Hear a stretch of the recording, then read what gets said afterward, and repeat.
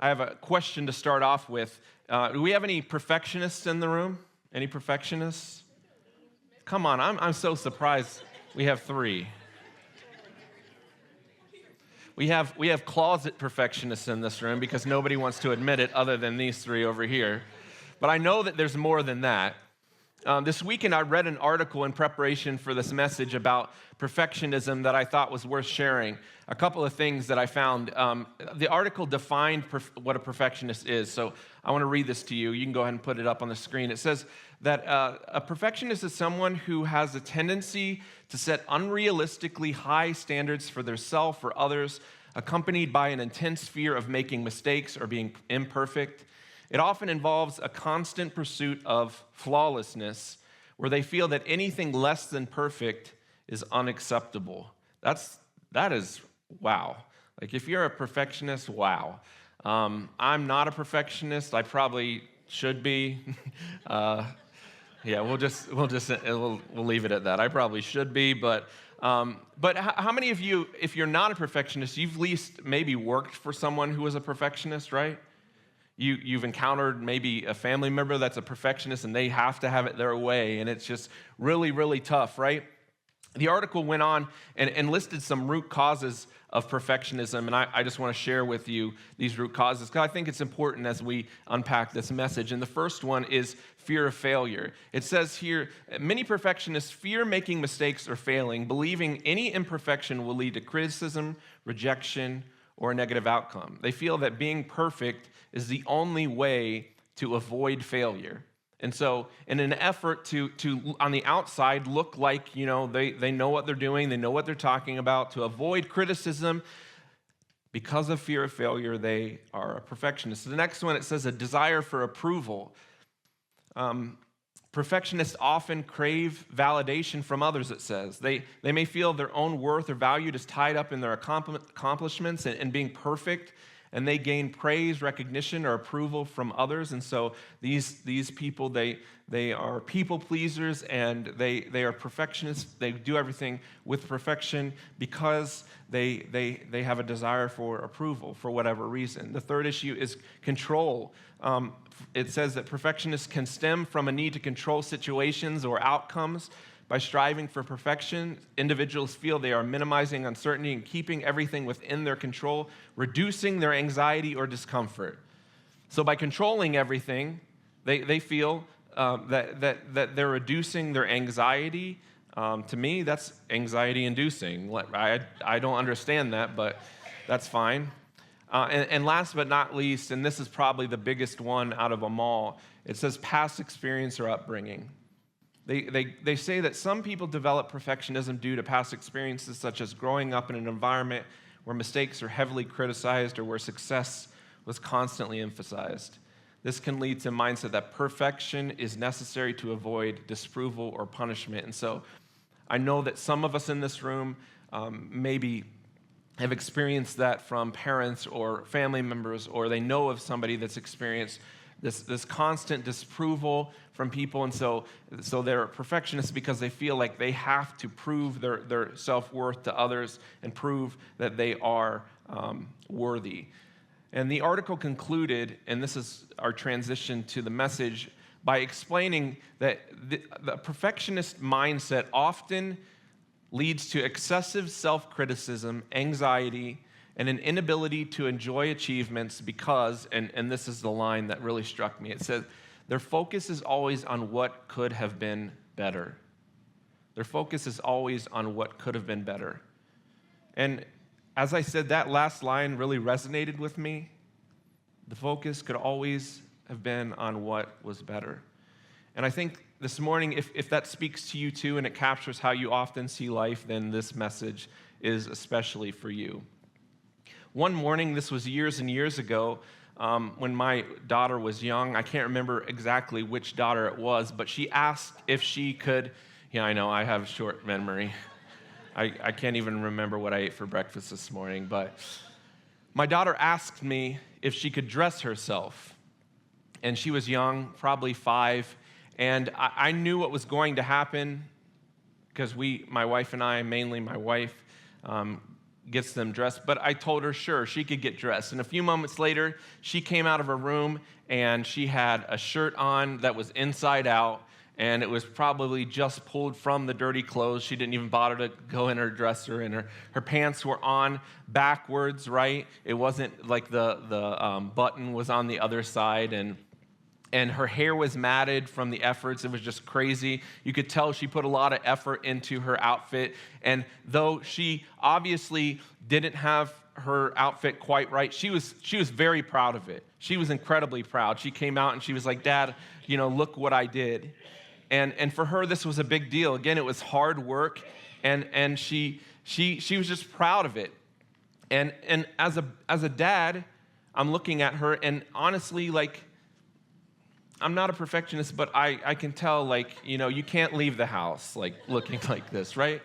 You cannot leave the house. I'm going to get CPS called on me because you look, I don't know. But, again, she was so proud of her success. And honestly, when I think about that, I, in some sense, was proud of her as well, because 6 months prior, right, she would have never thought to ask me if she could dress herself, right? She would have never even thought, because she just knew that Mom and Dad got a dress. So 6 months prior, she would have never even thought of getting dressed all by herself. So she made progress. She was growing. Even though it didn't, it wasn't perfect. It was a little rough around the edges. She was making progress. She was growing. And I think this is a really good illustration of our Christian life, isn't it? That it's messy. Our lives are messy. Our lives are real. And sometimes we get things backwards, like my daughter and her pants, right? But as we continue to step out in faith and put forth our best efforts, as we make progress, we grow and we mature. But somewhere along the way, though, we start to believe that our messy efforts are not good enough.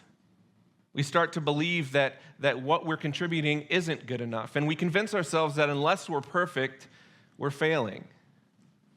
And because it's true that we will never be good enough on our own, we adopt this false thinking or this false theology that says that we have to prove ourselves to be perfect to a perfect God. Instead of fixing our eyes on God's grace, we start measuring ourselves by how obedient we are, or how faithful we are, or how disciplined we are. And don't get me wrong, those are all great things. It's good to be disciplined. It's good to be faithful. It's really good to be obedient. God calls us to be obedient, right? But that's how we measure ourselves.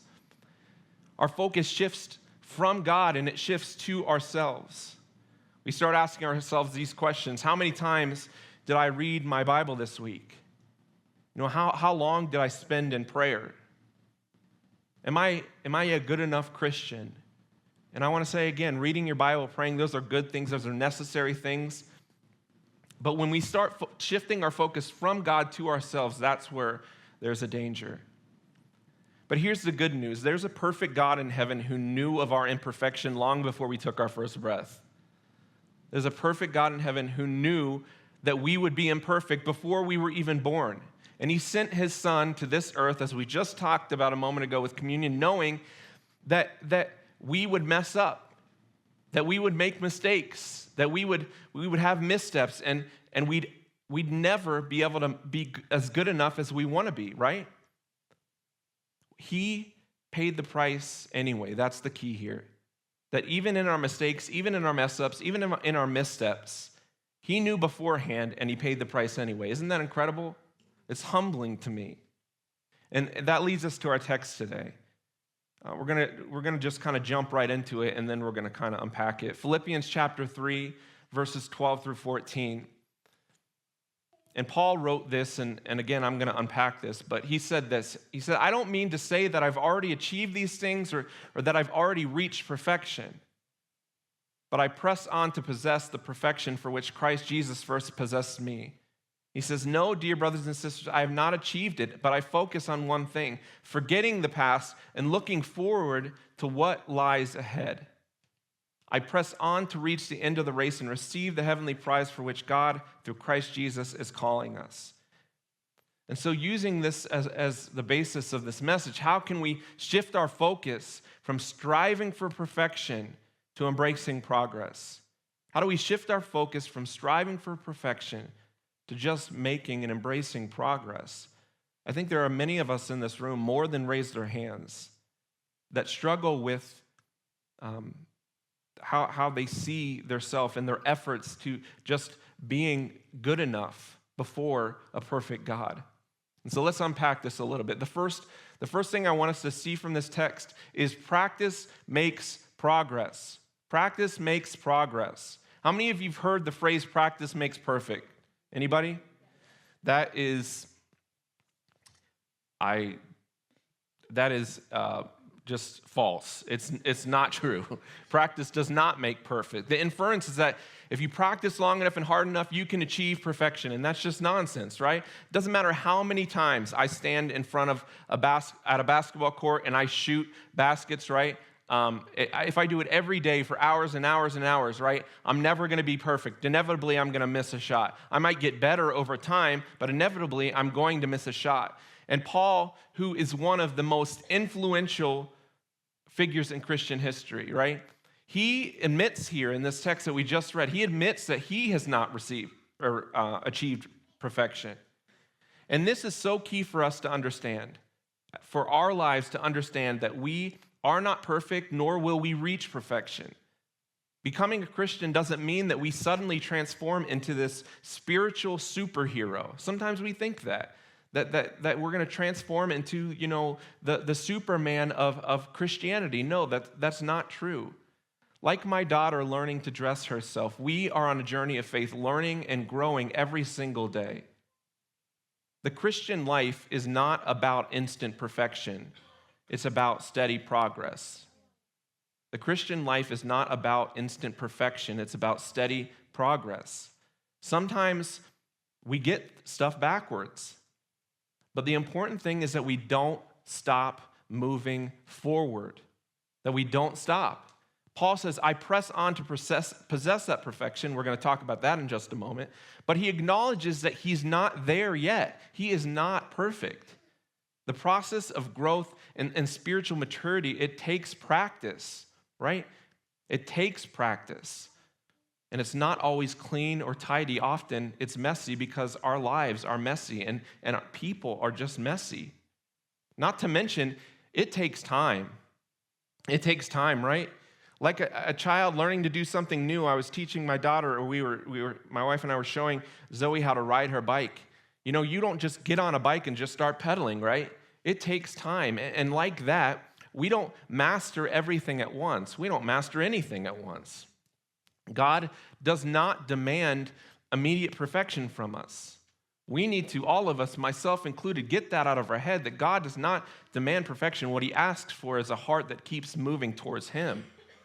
That's what he asks for. And so how do we move from this place of feeling like we have to strive for perfection to embracing just progress? Again, practice makes progress. The second is don't get stuck in your past. If there's anyone who could have gotten stuck in their past, it's Paul, right? Paul had a very troubling past. He persecuted Christians and he oversaw their death and imprisonment. He literally, in the stoning of Stephen, was like, hey, let me just stand here. I'll hold your coats while you stone Stephen to death, right? He was a big part of persecution of Christians, and he didn't let that define his future. Instead, what Paul did is he used his past to fuel the purpose that God had for him. We all have moments in our past that can weigh us down, every single one of us. There's things that are in my life that I don't want people to know about. There are things that we're ashamed of, regrets that we have, right? Mistakes and failures, and these things, if we let them, will and can paralyze us. But Paul says, forgetting the past, and looking forward to what lies ahead. You see, Paul was not held back by his mistakes. He pressed forward, focusing on God's calling for his life. So I want to say something that may be hard to hear, but it's simply this: let go of your past. Stop allowing the enemy to use past mistakes or failures to keep you from moving forward in your faith, to keep you what God has called you to. Because you are not defined by your past. It does not matter what you've done, what you've said, what you've thought. You are not defined by your past. You are defined by Jesus and what he did, not what you did, what he did on the cross. And once you let it go, again, like Paul, use your past to help you fuel your purpose. You see, your testimony is so important. The Bible tells us that we overcome by the blood of the Lamb, what Jesus did on the cross, and the word of our testimony. Your story can be the very thing that God uses, to bring peace or healing to someone else. The things that you've been through, the experiences that you've had, God can use those things to impact somebody's life. There's a reason, again, that the enemy wants us to focus on our past. When we're constantly looking behind us, it's impossible to see what's ahead of us, right? And so this keeps us from fully living in the calling that God has placed for our lives. When we are focused on our imperfections, when we're focused on our past failures, we become ineffective in sharing the gospel and telling people about Jesus and what he's done for us. And we get so wrapped up in trying to be good enough that we forget about the good news, right? That Jesus already paid the price for our imperfection. Listen, the cross, no matter your past regrets or your failures or your imperfections or your flaws, your mistakes, your mess-ups, whatever you want to say, as big as you see them right now, know that the cross is bigger. Jesus on the cross accomplished and paid the price and took care of all of it. The truth is, God never asks us to be perfect. He sent Jesus because he knew we couldn't be perfect, right? He knew that. And our job is not to achieve perfection or flawlessness, but to press forward in faith, like Paul said, trusting that God's grace is enough. His grace is enough. So live in grace, not guilt. Live in grace, not guilt. Instead of dwelling on what you've done wrong, focus on what Christ has done for you.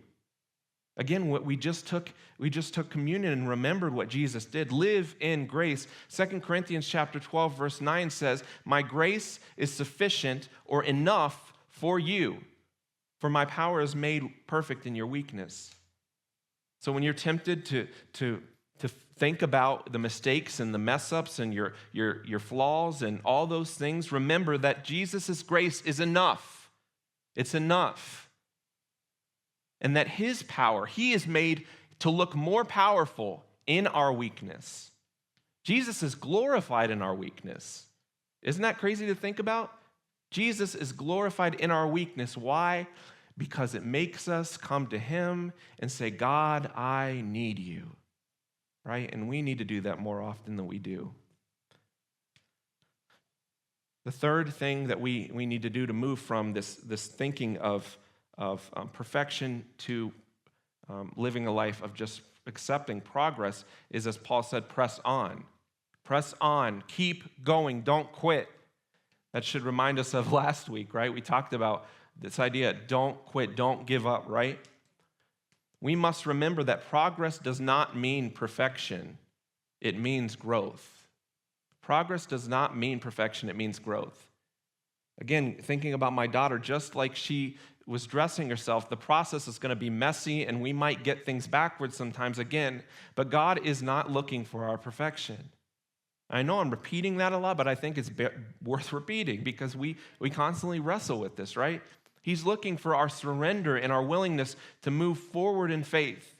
You know that God takes delight, he takes joy in our efforts. He takes joy in our efforts, even when they're flawed, because he sees growth. Just like I saw growth in my daughter, and I took joy in the fact that she was just, she was just trying to get dressed. And again, she wouldn't have done that 6 months ago.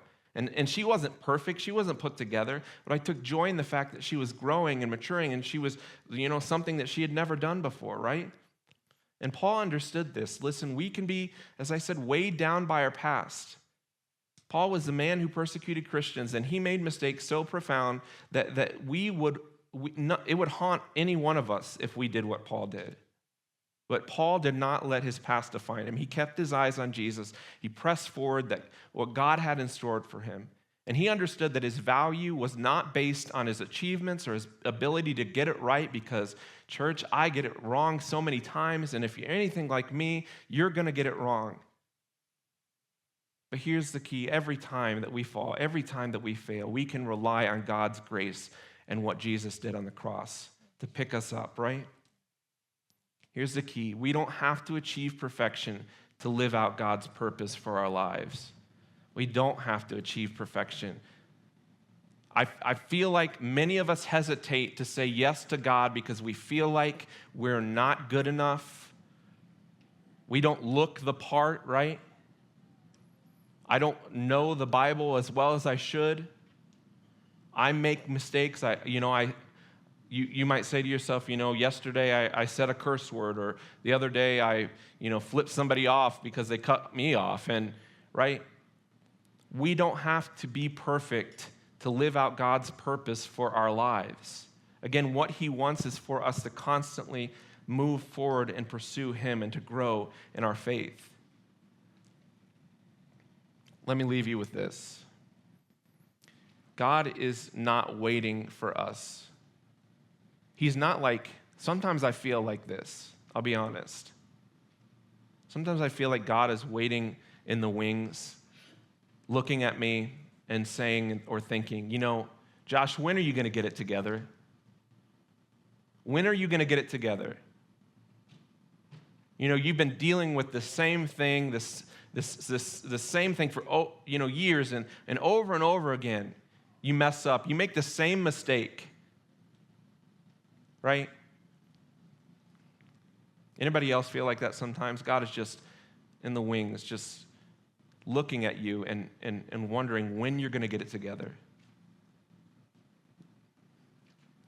This is for somebody. God is not waiting for you to be perfect.